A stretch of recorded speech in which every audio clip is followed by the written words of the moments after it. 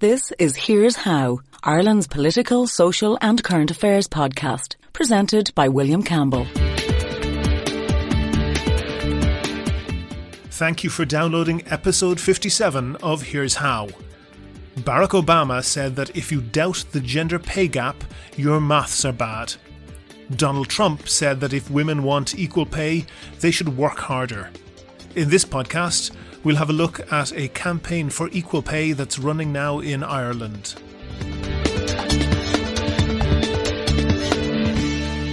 Here's How is Ireland's political, social and current affairs podcast. Make your view heard. Just dial 076 603 5060 and tell the world what you're thinking. Your voicemail may be included in the next podcast. You can find tips on recording your contribution and other ways to contact the show at here'show.ie/call.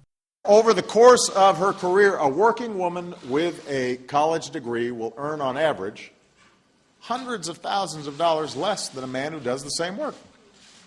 Now that's wrong. I want every child to grow up knowing that a woman's hard work is valued and rewarded just as much as any man's. So to anyone who says 77 cents on the dollar sounds pretty close to equal, I say, your math is bad. You're going to make the same if you do as good a job. The communications executive with Impact Trade Union is Lughan Deane, and he's on the phone with me now. Lughan, I've been seeing a lot of photos coming up in your Twitter feed of women with clocks. What's that all about? Yeah, so Impact Trade Union has launched a campaign called the Clocked Out campaign, and the idea behind that is that due to the gender pay gap, women effectively work the last 71 minutes of the 9 to 5 working day for free. And so what we're saying is at 10 to 4 or 15:50, you might have seen it online, women are effectively clocked out by the gender pay gap. And what you're getting them to do is take a photo with themselves at 10 to 4.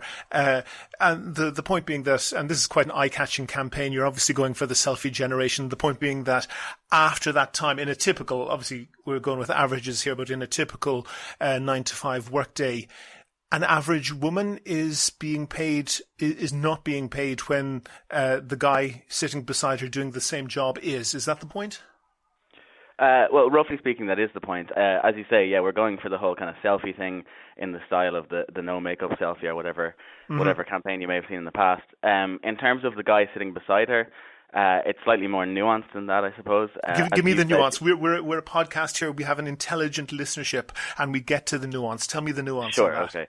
Well, as you said yourself, there it is about averages, and averages are obviously imperfect. But the basic point is that if you were to take the median pay of men in Ireland and the median pay of women in Ireland, there's a gap between those two numbers of about 14%. And so 14% of the working day is 70 minutes. So that's the period of time that women on average in Ireland work for free. Okay, well, and I should say that we're both looking at the Eurostat figures. Eurostat is obviously the statistical branch of the EU. This is really the gold standard in collecting and measuring statistics. It's not something that's done on the back of a beer mat on a Friday night. It's not done by some campaigning group. This is very carefully prepared statistics. Correct. Well, the Eurostat figures are 13.9%. I think PricewaterhouseCoopers has recently found 14.8%. That was reported in the Irish Times. But really, we're talking in or around 14%. That's the consistent number. Actually, just to correct you on one thing, you said the pay. In fact, it's the hourly pay, because if you look at the median wages, like monthly wages for males and females, the difference is actually considerably bigger. It's 23%. But the average hourly pay difference is 14%, and that's what you're looking at in your campaign. Am I right on that? No, that's correct. Okay, and what I want to just look at is whether that's really true, because it is obvious that women work, and this is women who work full-time, work about 20 hours a month less than men who work full-time. So full-time for a woman is less than full-time for a man, and you're adjusting your figures to take account of that, and that's where you get your 14%. Have you adjusted your figures for anything else? Well, the first thing I'd say on that is that the gender pay gap, the number of 14% or whatever statistic you find, that's a headline figure that encapsulates a broad matrix of issues. So female participation in the labour force, i.e. the number of hours that women work as compared with their male colleagues, is actually part of that statistic, in the sense that obviously women work fewer hours on average because of various commitments outside the workplace, and that contributes to the pay gap. So as I say, the pay gap is sort of a headline figure that encapsulates a broad range of issues, whether it's women taking time out to look after children or to look after older relatives, or more simply just women going into lower paid sectors in the first instance. So it's back to that point of the nuance. It's not about two people sitting in the same office, at grade X, earning different amounts of money, though I'm sure that does happen in certain instances. It would be illegal, though. Well, when I say it happens in certain instances, what I mean is that, whether it's on an incremental pay scale, women may be lower on that because they get to that grade later in life. It would be illegal, obviously, to pay two people on the same point in an incremental scale at the same grade different amounts of money. There's no contest there. But I suppose what I'm saying is that figure of the gender pay gap, the 14%, encapsulates a broad matrix of complex causes. And, it's a useful figure for campaigns like this one. Mm-hmm. But no, there's no suggestion that two people working in the same office at the same grade and on the same point in an incremental scale are earning different amounts of money, given, assuming they're working the same number of hours as well. Okay. Moving just for a moment away from potential sex discrimination and looking at age discrimination, same Eurostat figures. If you're under 30, your wages compared to somebody who's in their 50s, there's an enormous difference. Would you count that as age discrimination?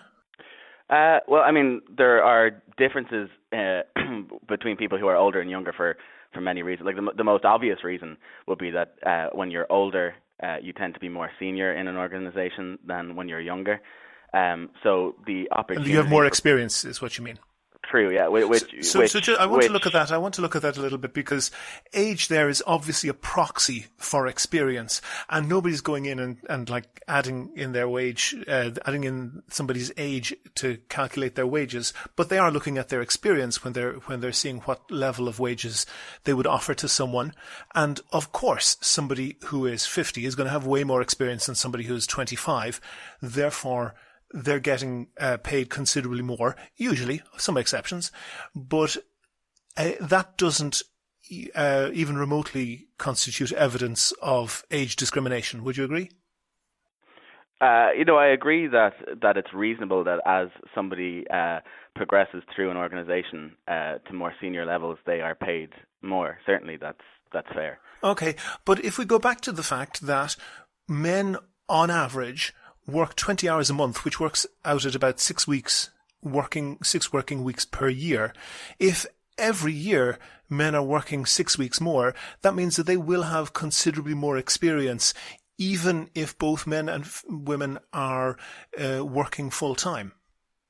Sure, I understand your point, but I think the crucial difference is that experience almost by definition or inherently comes with old age, whereas I think it's not good or not correct that we live in a society where experience inherently comes with one gender. So, can we design a society in which younger people are more experienced than older people in their jobs? I don't think so. Can we design a society where men and women are treated equally for the purposes of pay? I think probably the answer is yes. Okay. Treated, I'm sure you mean on an equal basis. If a man decided to take a career break and do whatever they wanted to do, but not essentially gain experience for 5 or 10 years in their life, they would take an income hit on that when they came back to work, because they would have less experience than another person of the same age who had been working right the way through. Well, as things currently stand, they would take an income hit, and I think that's inevitable. I think you said a 5 or 10 year break, I think, it's inevitable that there will be an income hit there. What I'm looking at here is the gender pay gap, and as we said, this is very much a Twitter campaign that you're running, and it's very successful, it's very eye-catching, and it's obviously aimed at younger people. And I'm looking at what's called the gender pay gap broken down per year, and it's blindingly obvious that there is effectively no gap for anybody under 40. The whole of that gap exists, and when you get into people who are in their 50s, it's huge. But when you average it out, it's working out at the 14% of hourly wages. Yeah, I think that... But no, hold on for 1 second. But for people who are in their 30s, it is 1.4%. That's really just a margin of error.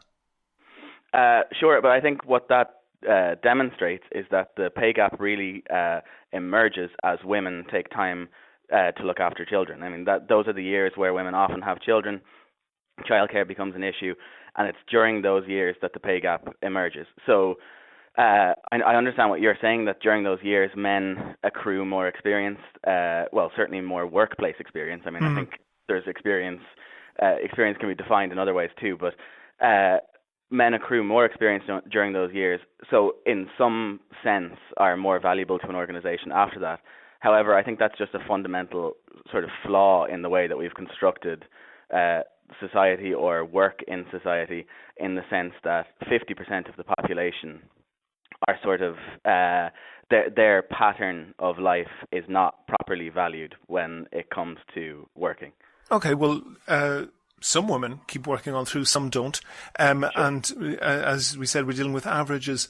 But doesn't that make your Twitter campaign a little bit misleading? Anybody taking a rough look at that, which it explicitly says, women work the last hour and 10 minutes of the 9-to-5 day effectively for free. That's not true at all, is it?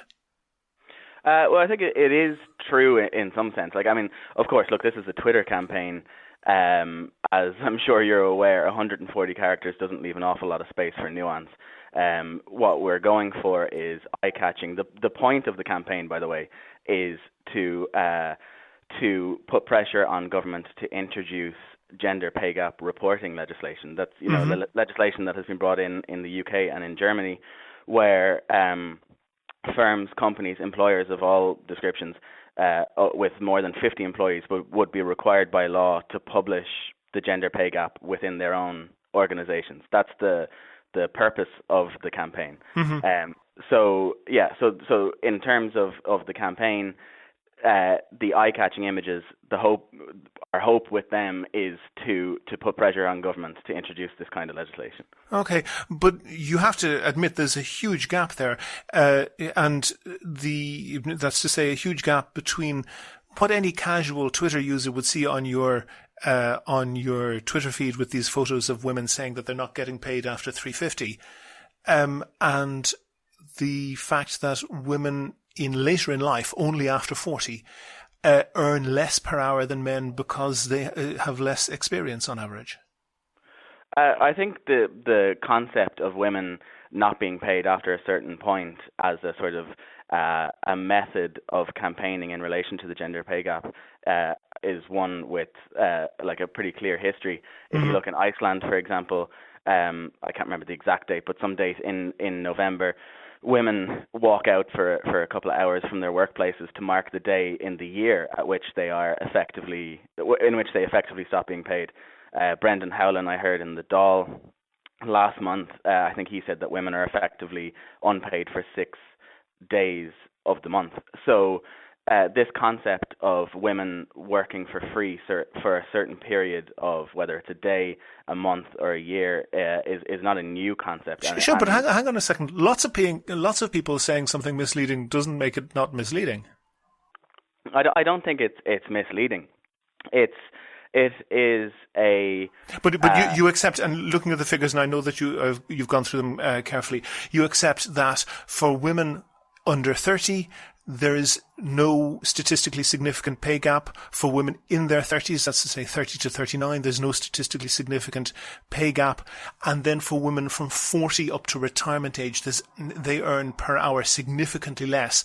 And your 14% is averaging them. Surely what's happened there, and you and I might have a discussion about child rearing and who should stay at home with the kids. But that's a very, very different thing, not getting paid the same salary because you have less experience, because you stayed at home for a few years with the kids. That's a very different argument than suggesting people haven't got paid equally. Well, again, with the gender pay gap and with anything like it, we can only deal in averages. So that's sort of, I guess, the weakness of the fundamental principle or the fundamental idea of the gender pay gap is that it is an average. Averages are almost by definition imperfect. So, we are not saying that at 10 to 4, quite literally, women are unpaid volunteers for that last period of time. But we're saying is that's the net effect of the gender pay gap. That's what emerges from the gender pay gap. That when you take the 14% figure, they may as well be unpaid for the last 71 minutes of the day, or 6 days in the month, whatever number you want to use. Okay. So I want to move on because I think people will understand the point there. And you arrived at something else, that you want women essentially to have the freedom to be in a position to choose the same career path as a man if they choose to do so. Now, whether they are free to do that or not, we can perhaps debate it at different times. Certainly, women's options have expanded enormously over the past couple of decades. But what I'm wondering is, what if being free to choose that, they don't choose it? What do you do then? I think you're right that opportunities for women have expanded, but I would reject that women have a free choice to pursue a sort of traditionally male career path. I think that choice isn't really free, even in 2017. Why so? Well, I think that, again, there's a matrix of reasons, but the most basic ones are cultural. I mean, just go to any toy shop and look at the toys that depict boys working in jobs and the toys that depict girls working in jobs. And almost without fail, and of course there are always exceptions, the boys' toys depict jobs, in engineering, Bob the Builder, relatively high paid professional careers. Girls' toys often depict girls working in things like hairdressing. Again, nothing wrong with hairdressing as a job, but it's not a high paid sector. So there are cultural issues at play. So basically what I'm saying is, I think by the time girls sort of choose to pursue a certain career path, that choice is already not a free one. I think maybe the fundamental issue is that what we consider a normal career path is actually a male career path. Okay. Roll back on that free choice there, because obviously Ireland is at a particular point of development. We're not doing too bad. There are countries ahead of us. There are countries a very long way behind us. If you look at Iran, 85% of engineering students in Iran are female.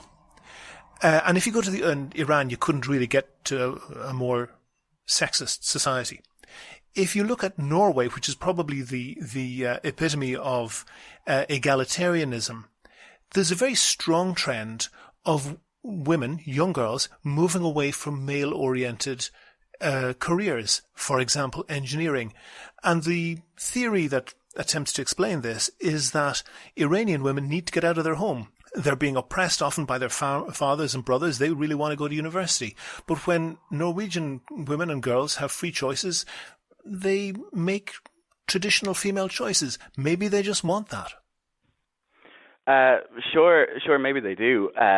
But again, I think the very concept of traditional female choices is a problematic one. I'm not sure exactly what you mean by traditional. Well, neither am I, and I'm not can't look inside the mind of a woman, but we can see what happens in society. And, for example, there are many university courses where women now outnumber men, and it seems obvious that in some professions like law and medicine, far more women will qualify for those professions, and they're certainly not low-paying professions. But it does seem notable that the hard sciences, the physics and the engineerings don't attract women.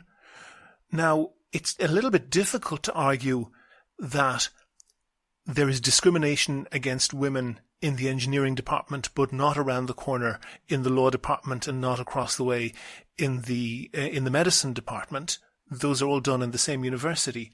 But it is maybe valid to note that girls do seem to gravitate towards courses that do one of two things, that they're either caring or reading. And those are things, be it for by the influence of society or be it innately, that girls tend to be more associated with than boys. Sure, that's true. I'm sure the statistics bear that out. But I think the question that you need to ask after that then is, those highly feminized sectors, why is it that those are also in many cases, and again there are exceptions, but in many cases also the lowest paid sectors of society? I mean, I am not qualified to say whether it's that highly feminized sectors are low paid because they're highly feminized, or that they are highly feminized because they're low paid. I'm not sure which way around it goes, but the fact remains that highly feminized sectors are low paid. I mean, that that's borne out by statistics within our own membership. 97% of early education professionals, for example, primary school teachers to you and me. Early education professionals are pre-primary school. Oh, okay, nursery school teachers, kindergarten. Yeah. So 97% of those people are female, and it's one of the lowest paid sectors in society. So, again, it might be a bit of a chicken and egg thing, but I think fair enough, maybe there are certain career paths that women traditionally follow. I think it would be valuable to look at why that's the case. I don't think that that's necessarily for some sort of innate biological reason. I think it's probably a societal thing. But nonetheless, if we accept that, then the next question we have to ask is, why are those the sectors that are often so badly paid? Okay. There are also badly paid and bad for other reasons sectors that are overwhelmingly dominated by men. There's a trend which is not completely unassociated with the alt-right and the men's rights movement, and there is a theme out there, and many people make the point that it is now men who are discriminated against. Do you think there's anything in that? Well, look, I think low pay is something that needs to be addressed, no matter who is the person who's being paid badly. I think, to talk about discrimination against men. I mean, look, I'm open. Well, let me give you an example. Sure, yeah. 80% of workplace injuries and 95% of workplace fatalities occur to men. Sure, yeah. Men are overwhelmingly concentrated in the dirty and dangerous jobs. Would you hazard a guess at how many sewage workers Irish Water employs who are female? I honestly don't know.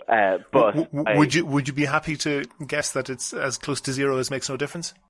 Well, I'm not sure about Irish Water employees being as close to zero as makes no difference. But, I'm talking about the ones who go down in the sewers. No, I understand what you're saying. I'm not debating the basic point. I think, as I say, I'm open to talking about these things. I think discrimination against men, does it exist? I'm sure it probably does, and it's probably something that needs to be addressed. But I don't know necessarily if it's right to talk about that in terms of gender. I mean, is that discrimination against men, or is that maybe class-based discrimination? I think to talk about discrimination against men... roll back there. How might that be class-based discrimination to have 80% of workplace injuries and 95% of fatalities occurring to men? Well, because I don't think it's so much related to gender in those instances as it is... 95% of fatalities occurring to men, that's not related to gender? Well, no, of course it's related to gender in the sense that It doesn't happen to women. Yeah. But again, well, okay, fair enough. I mean, I take your point that 95%. This is a statistic that you've given me. So, but it's also reported by Eurostat. Correct, yeah. It's the same source. Sure. So yeah, I take the point. The question you're asking is there discrimination against men in society? I'm sure the answer is yes, there is in places. As a general trend, though, what I was trying to say there a second ago is I don't think men are, generally speaking, a group against whom discrimination happens. And so I would say that in those instances, the fact that they're men, it's correlation rather than cause, that there is probably another second reason that discrimination is occurring. And I'm not sure what that is right now, but it could be class, it could be any number of things. But well, surely it's the societal expectation that if there's something dangerous or dirty to be done, it should be done by a man. Yeah, well, look, gender segregation in employment is not good for anyone. I think that's basically what we're both saying here. That whether it's many women going into low-paid sectors or whether it's men, going into the military or into other dangerous jobs, I think it's clear that we're in agreement on the fact that gender segregation in employment is not good for anyone at all. Sure, and I'd absolutely agree with that. If somebody wants to do a job and they're qualified to do it, their gender should have nothing whatsoever to do with it. But if it turns out that, in general, women choose not to have as intensive a career as men, is it really the place of society to get the whip hand out and to insist that they do? No, again, that's not what I'm saying. What I am saying is that those things you referred to earlier on as free choices need to really be free. That's the crucial issue, and I don't think that they are at the moment. I don't think. What would be your top tip in making things like that free? Those choices free? Well, look, I mean, I'm not going to here on the phone design a sort of utopian. Oh, come on! You're running a social media campaign for gender equality. What's the number one thing that you think would go towards achieving that? Yeah, well, right now I think the number one thing is this legislation that we're looking for, which is the gender pay gap legislation that would require employers to publish the gender pay gap within their organizations. That's what we're going for right now. I think it would be a genuine, real step towards gender equality in the workplace. I think it would be good for everyone. It'd be good for men, as you say. It'd be good for women. It would be good for business. I think it's a concrete, real step on the part of employers that they can take now. The UK has set out the regulations. We can take them almost as they are. The Labour Party has published a bill which basically does that. This is the Labour Party in Ireland.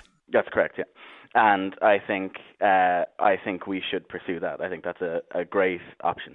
But Lughan, your top recommendation is that companies publish their salary broken down by gender. 100 years ago we had people fighting in the streets over trade unionism and the 1913 lockout, people starving, running street battles, and now the height of the ambition of the Impact Trade Union is to get Facebook and Google to publish a database of their salary broken by gender. It's terribly disappointing.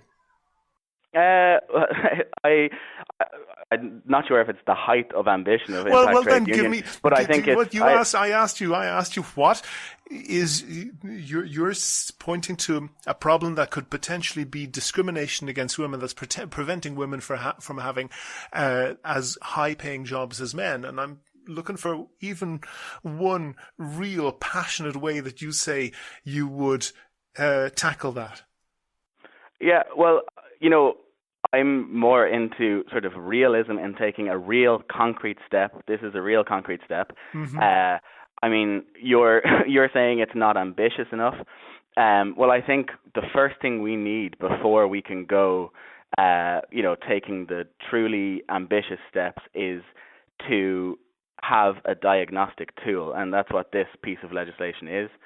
As I say, I'm not going to design a sort of utopian counter society on the phone with you, but I think Keir Hardie is turning in his grave. That's exactly what he wanted trade unions to do.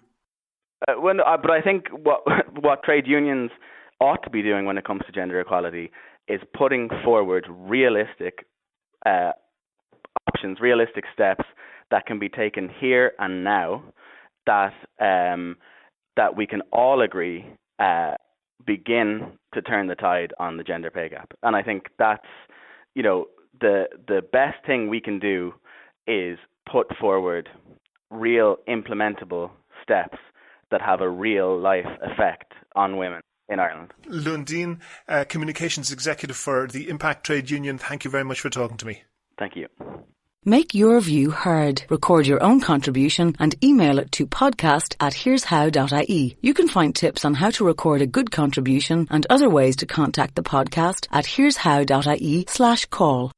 That's almost the end of episode 57 of Here's How, Ireland's political, social and current affairs podcast, published on the 21st of March 2017. I have a link to Impact's clocked out hashtag that we discussed and links to other information that I quoted in the show notes for this episode on the website. If you can think of a topic that you think should be covered in a future show, or if you want to suggest someone to include, that could be yourself, then let me know. If you like the podcast, please go on iTunes and give it a rating or even write a nice review. Also, please like the show on Facebook, follow the podcast on Twitter @Here's How Podcast, follow Impact on Twitter @ImpactTU, and subscribe to the podcast so new shows automatically come up in your podcast feed. You can use iTunes, Stitcher, TuneIn Radio, or any other podcast app or software. If you don't know how to do that, there's full instructions, recommendations for free podcast software, and contact details for the show, all at www.here'show.ie. The next show will be uploaded shortly. The Here's How podcast is produced and presented by me, William Campbell. Thank you for listening.